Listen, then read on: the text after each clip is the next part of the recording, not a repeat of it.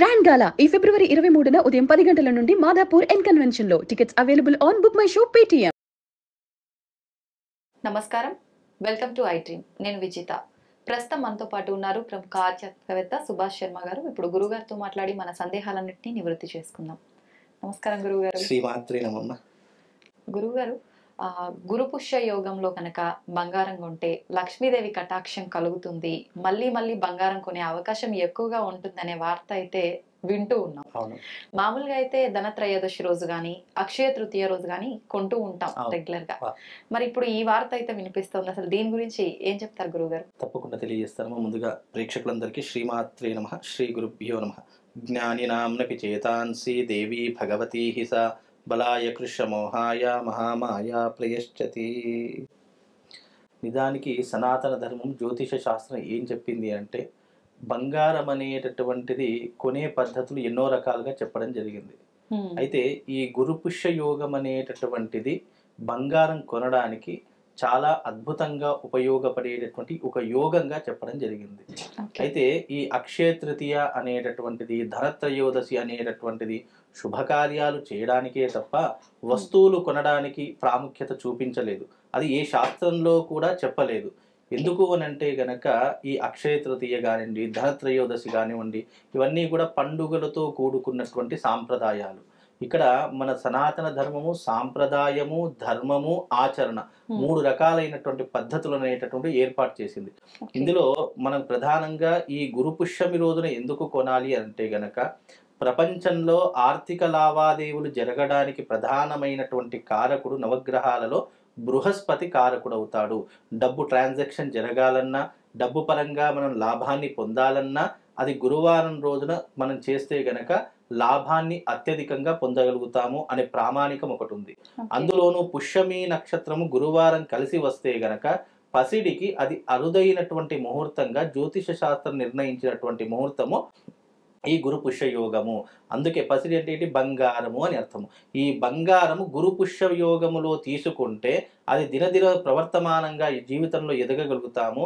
ఆ బంగారం ఆ రోజున కొంటే అది మనము తరగకుండా నిరంతరం మనము జీవితంలో అభివృద్ధి తీసుకుని వెళ్ళడానికి, అలాగే ఆ కొన్నటువంటి బంగారం ఏదైతే ఉందో అది ఎప్పటికీ కూడా మనం కొంటూనే ఉంటాము అనేటటువంటి ఒక సైకలాజికల్ ఫీలింగ్తో ఈ యొక్క గురు పుష్యమి రోజున కొనాలి అనేటటువంటి విధానాన్ని మనకు పెద్దలు నిర్ణయించినటువంటి ముహూర్తము.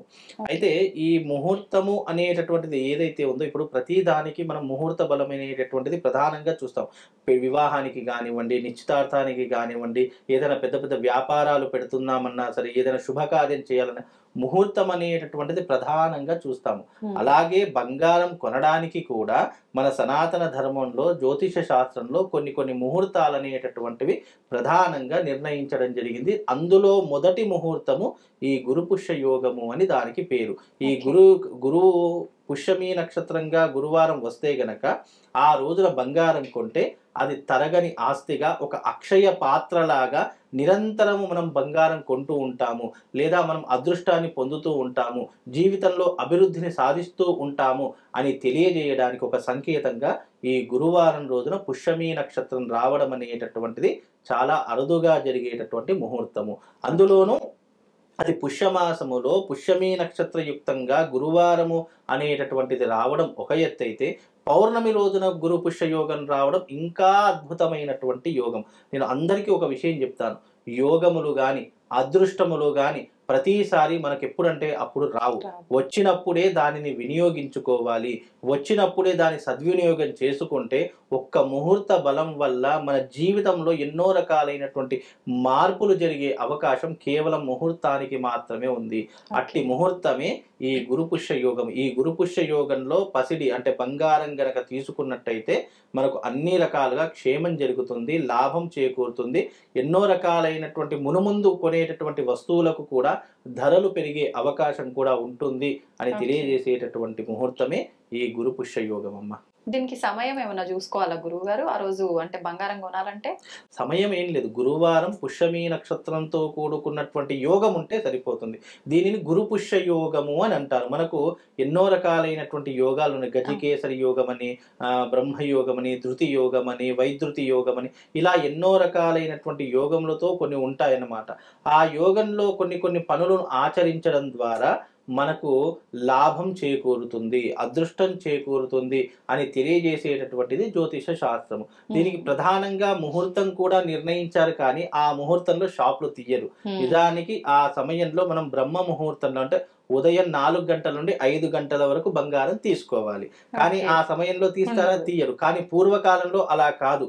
కొన్ని దుకాణాలు ఎలా ఉన్నాయి అంటే ముందుగానే చెప్పేటటువంటి వారు, నాకు ఈ సమయంలో నాకు బంగారం కావాలి, ఈ అంటే గురువారం పుష్యమి నక్షత్రం వస్తే గనక ఈ వర్తకులకు, వ్యాపారస్తులకు ముందే చెప్పేటటువంటి వాళ్ళు, నాకు ఫలానా ఈ సమయంలో నాకు ఈ 10 తులాలు కానీ 20 అప్పుడు సవర్లు అనేటటువంటి వారు 20 సవర్లు కానీ 30 సవర్లు కానీ బంగారం కావాలి, నాకు ఈ సమయంలో తీసుకొచ్చి పెట్టండి అని చెప్తే వాళ్ళే వర్తకులు, అంటే షాప్ వాళ్ళు ఎవరైతే ఉన్నారో వాళ్ళే ఇంటికి తీసుకొచ్చి పెట్టేవాళ్ళు. అప్పుడు అలా ముహూర్త బలం అలా ఉండేటటువంటిది. అప్పట్లో మన తాతలు కానీ అమ్మమ్మలు కానీ పెద్ద పెద్ద కాసుల పేర్లు, పెద్ద పెద్ద బంగారు ఆభరణాలు వేసుకునేటటువంటి, అంటే ఆ సమయంలో కాలాన్ని, సమయాన్ని, ధర్మాన్ని పాటించారు కాబట్టి వాళ్ళ దగ్గర ధనం కానీ బంగారం కానీ అలా స్థిరంగా ఉండేటటువంటిది. కానీ ఇప్పుడు ఎవరు పాటిస్తారు? ఎవరు పాటించరు. ఒకవేళ పాటించమని చెప్పినా ఈ కాలంలో ఎవరండి ఇవన్నీ నమ్ముతారు? ఇంత టెక్నాలజీ పెరిగింది, ఎంత టెక్నాలజీ పెరిగినా, ఇప్పుడు ఎంత టెక్నాలజీ పెరిగినా ఆవు పేడను కూడా అమ్ముకునేటటువంటి దౌర్భాగ్య స్థితిలో ఉన్నారు. ఆవు పేడను ముట్టుకుంటేనే పాపంగా భావించే వాళ్ళు కొంతమంది ఉంటే, అలాంటి ఆవు పేడతో వర్తక వ్యాపారం చేసుకొని కోట్లు సంపాదిస్తున్నారు. అంటే ఓల్డ్ ఈజ్ గోల్డ్. ఎప్పటికైనా అలాంటి సాంప్రదాయం ఎప్పటికైనా మనకు ఏదైనా లగ్నము, ముహూర్తం అనేటటువంటిది ఒక మనిషి అభివృద్ధిలోకి రావడానికే తప్ప అందులో మనిషికి ఏదైనా ఇబ్బంది కలిగించేటటువంటిది కానీ అపాయం కలిగించేటటువంటిది ఏదీ ఉండదు. కాకపోతే నమ్మకం మీద జీవితం ఆధారపడి ఉంటుంది. ఈ నమ్మకం ఎలా ఏర్పడుతుంది అని అంటే గనక ఇలాంటిది ఏదైనా ప్రయత్నం చేస్తే కదా తెలిసేది. అరే నేను గురుపుష్య యోగం రోజు బంగారం తీసుకున్నాను, అప్పటి నుండి అతని జీవిత యొక్క పరిణామం చూసుకోవాలి. ఏ రకంగా అభివృద్ధిలోకి వచ్చాను, ఏ రకంగా ఉన్నత స్థాయికి వెళ్ళాను, ఒక ముహూర్తం నన్ను ఏ రకంగా మార్చేసింది అనేటటువంటి విషయాలు తెలుసుకుంటే అప్పుడు అతనికి అర్థమవుతుంది నా జీవితం ఎలా మారింది, ఏ రకంగా నేను అభివృద్ధిలోకి వచ్చాను. ఒక్క చిన్న పని చేయడం వల్ల జీవితం నాది తారుమారైపోయి నేను ఒక ఉన్నతమైనటువంటి స్థితిలోకి వెళ్ళానని ఆ మనిషి అనుకుంటాడు. ఎప్పుడైనా సరే కష్టము ఎదుటి వాడికి వస్తే 1,00,000 నీతులు చెప్తాము. అదే కష్టం మన దగ్గరకు వచ్చింది అనుకోండి, అనేక రకాలుగా సతమతమైపోతాము, అందరి సలహాలు తీసుకుంటాము. అదే రకంగా ముహూర్త బలం కూడా అంతే. చెప్పడానికి వినడానికి బాగానే ఉంటుంది, కానీ ఆచరణ చేయడానికి ఎవరు కూడా ఆచరించరు. కాకపోతే ఆ సమయంలో తీసుకోవడం అనేటటువంటిది ఒక ముహూర్త బలం అనేటటువంటి మనిషిని ఒక ఉన్నతమైనటువంటి స్థితిలో కూర్చోబెడుతుంది. కాబట్టి గురు పుష్య యోగము రోజున బంగారం తీసుకుంటే అదృష్టం అనేటటువంటిది నిన్ను వరిస్తుంది. నిజంగా చాలా మందిలో ఈ సందేహం ఉంది గురుగారు. ఎవరు చూసినా గురు పుష్య యోగం ఆ టైంలో బంగారం కొంటే మంచిదంట అంటున్నారు. అసలు నిజంగా కొనాలా? మామూలుగా అక్షయ తృతీయ కొంటుంటాం కదా, ఈ సందేహం చాలా మందిలో ఉంది గురు. నిజంగా ఇక్కడ ప్రధానంగా జ్యోతిష శాస్త్రం ఏం చెప్పిందంటే అక్షయ తృతీయ రోజున బంగారం కొంటే నీ ఆస్తులన్నీ అమ్ముకోవలసిందే. అలాగే ధనత్రయోదశి కూడా బంగారం కొంటే నువ్వు సంపాదించింది పోతుంది, ఉన్నది పోతుంది, కష్టపడ్డదంతా కూడా నాశనం అయిపోతుంది. కనుక బంగారం కొనడానికి ఇప్పుడు అక్షయ తృతీయ ఉంది. అక్షయ తృతీయ అంటే అర్థం ఏంటి? నీ జీవితం అక్షయంగా ఉండాలి అని అంటే నువ్వు ఏదైతే దానం ఇస్తావో అది నీకు అక్షయంగా నిండిపోతుంది. ఫలానా ఇప్పుడు వస్త్రదానం చేశావు, నీ జీవితంలో నువ్వు ఏ జన్మ ఎత్తినా సరే నీకు బట్టలు లోటు లేకుండా ఉంటుంది. అలాగే ఒక పేదవాళ్ళకి కానీ లేనటువంటి వాళ్ళకి ఇంత అన్నదానం చేశావంటో నువ్వు ఏ జన్మలోనైనా సరే, నువ్వు చనిపోయిన తర్వాతనైనా సరే నీకు అన్నానికి లోటు లేకుండా, ఆకలికి లోటు లేకుండా నీ శరీరం ఎప్పుడు కూడా నిటారుగా నిలబడుతుంది అని చెప్పినటువంటిదే శాస్త్రము తప్ప నువ్వు బంగారం కొని దాచుకోవాలి అనేటటువంటి విషయం ఏ శాస్త్రంలో కూడా అక్షయ తృతీయ నాడు చెప్పలేదు. అలాగే ధనత్రయోదశి రోజున కూడా ఏమి ధనత్రయోదశి రోజున లక్ష్మీదేవిని ఆరాధన చేసుకోవాలి, లక్ష్మీదేవిని పూజించాలి అని మాత్రమే చెప్పారు తప్ప బంగారం కొనాలి, ఇంట్లో దాచుకోవాలి అనేది ఎక్కడ కూడా కొనాలి అని ఎప్పుడు చెప్పారు? గురువారం పుష్యమి నక్షత్రయుక్తంగా వచ్చిన నాడు బంగారం తీసుకోండి. అలా తీసుకుంటే మీ జీవితం అక్షయంలాగా పెరుగుతుంది. అక్షయం అంటే అర్థం ఏంటి? తరిగిపోనటువంటిది, ఎప్పుడూ కూడా సమృద్ధిగా ఉండేటటువంటిది అని అర్థము. అప్పుడు నీ జీవితం ఎప్పుడూ సమృద్ధిగా ఉంటుంది. ఇంట్లో అందరికీ కూడా ఆయుర ఆరోగ్యాదులు ఉంటాయి. నువ్వు కొన్నటువంటి ఏదైతే ముహూర్తం ఉందో అది నిన్ను ఒక ఉన్నతమైనటువంటి స్థితిలో కూర్చోబెడుతుంది అని ఒక సంకేతంతో ఈ గురువారం పుష్యమి నక్షత్రం వస్తే పిసరింతైనా బంగారం తీసుకోవాలి. ఏదో కిలోలో 2 కిలోలు నువ్వు ఆ రోజున బంగారం అది కూడా కష్టపడ్డటువంటి సొమ్ముతో తీసుకోవాలి. అంతేకాని తీసుకోమన్నామని చెప్పేసి చాలా మంది ఏం చేస్తారంటే అప్పు చేసి మరీ తీసుకుంటారు. అయ్యో ఈరోజు బంగారం కొనాలి కదా, ఎవరి దగ్గర అప్పు చేసి బంగారం అలా కూడా చేయకూడదు. నీ దగ్గర స్తోమత ఉంటే తీసుకో, లేదు మళ్ళీ నువ్వు సంపాదించి దాచుకొని మళ్ళీ గురువారం పుష్యమి నక్షత్ర యోగం వచ్చినప్పుడు నువ్వు బంగారం తీసుకో తప్ప, బంగారం తీసుకోమన్నాం కదా అని చెప్పేసి నువ్వు డాంబికానికి వెళ్ళి లేదా వేరే దానికి వెళ్ళేసి నువ్వు అప్పు చేసి మరి నేను ఈరోజు బంగారం తీసుకుంటాను అంటే అది కూడా నీకు దురదృష్టానికి హేతుభూతం అవుతుంది. కనుక నీ స్తోమత ఉంటే నువ్వు బంగారం తీసుకో, లేదు గురువారం పుష్యమి నక్షత్రం వచ్చింది, అమ్మవారికి మంచి దండం పెట్టుకో, నేను వచ్చే గురు పుష్య యోగం రోజైనా బంగారం తీసుకునేలా నన్ను అనుగ్రహించు అని చెప్పేసి ఆ తల్లికి నమస్కారం చేసినా ఆ తల్లి ఏదో రకంగా నిన్ను అనుగ్రహించి నిన్ను తప్పకుండా ఒక ఉన్నతమైనటువంటి స్థితిలో కూర్చోబెడుతుంది.